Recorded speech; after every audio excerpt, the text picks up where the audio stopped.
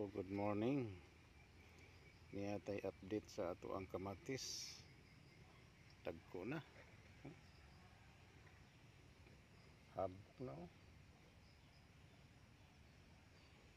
Tuling kamatis mga 20 kapunuan eh.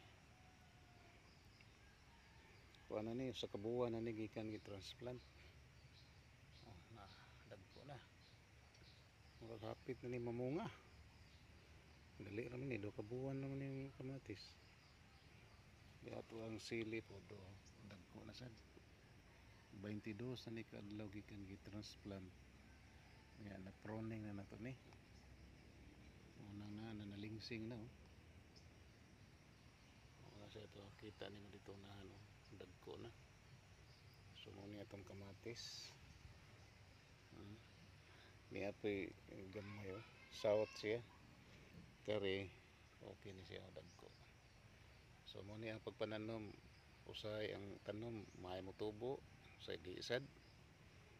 Samaan niyo di maayong tubo. Makalagot tanawon ba.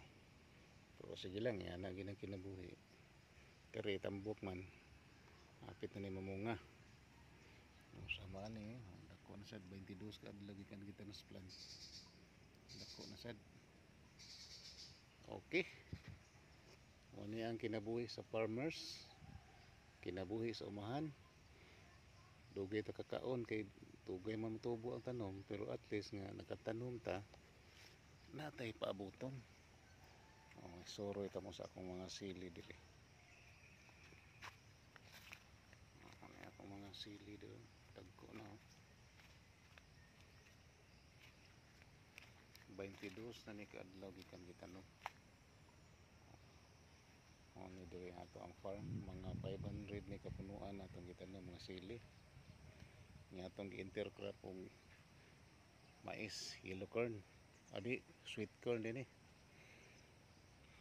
Tamis kayo munang kutkuton sa manok. Okay, bye bye.